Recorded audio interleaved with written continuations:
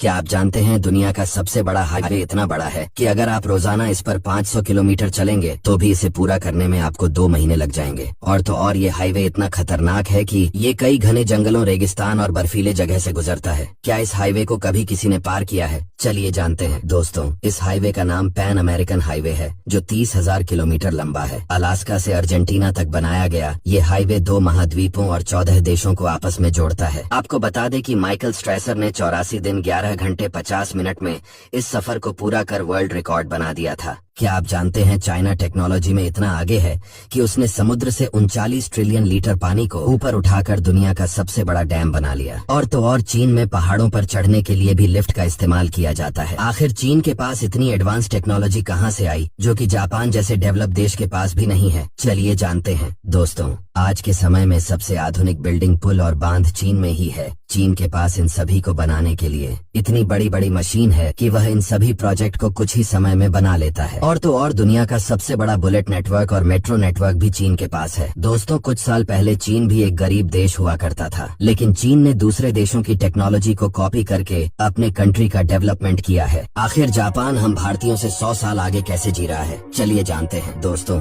Japan में ऐसी सड़कें बनी है जिसमें सही स्पीड पर गाड़ी चलाने पर आपको म्यूजिक सुनाई देता है। ये म्यूजिक सड़क पर बने खांचों से टायरों के साथ स्पर्श होने पर सुनाई देता है। यहाँ कार को सड़कों पर नहीं, बल्कि यहाँ कार पार्किंग के लिए कुछ इस तरह की हाइड्रोलिक मशीन होती है। इसमें कई फ्लोर होते हैं जो कई सारे कार को एक ही जगह पर खड़ी कर देते हैं। और तो और जापान समुद्र के नीचे एक स्पाइरल के आकार का शहर बनाने जा रहा है, जहाँ आप समुद्र के नीचे भी ऊपर वाली जिंदगी जी सकेंगे। और जापान की ट्रेन इतनी सेफ होती है कि अगर आप कोई वस्तु को विंडो पर खड़ा कर दें तो वह गिरेगी नहीं। क्या आप जानते हैं चीन और जापान जैसे देशों में बुलेट ट्रेन को इस तरह क्यों सजाया जाता है? और तो और चीन में ये बस सड़कों पर इंद्रधनुष बनाते हुए क्यों घूमती है? ये बस यहाँ एक शहर में नहीं, बल्कि पूरे शहर में ऐसे ही पानी डालती रहती है। आखिर इसके पीछे क्या कारण है? चलिए जानते हैं। दोस्तों, चीन में सड़कों पर सबसे ज्यादा ट्रैफिक लगता है, जो वायु प्रदूषण का मुख्य कारण है। लेकिन यहाँ के नियम इतने सख्त हैं कि यहाँ कोई भी चीज कोयले से नहीं चलती है। और ये बस सड़कों पर इंद्रधनुष बनाने के लिए नहीं, बल्कि प्रदूषण को कम करने के लिए चलाई जाती है। इन बसों में ऐसे सेंसर होते हैं जो अपने पास से गाड़ी गुजरने पर पानी को अपने आप बंद कर देता है। और ये ट्रेन देखने में भले ही असली नहीं लगती हो, लेकिन यहाँ त्योहार आने पर ट्रेनों को ऐसे ही सजाया जाता है। क्या आप जानते हैं भारत की सबसे खतरनाक नदी कौन सी है?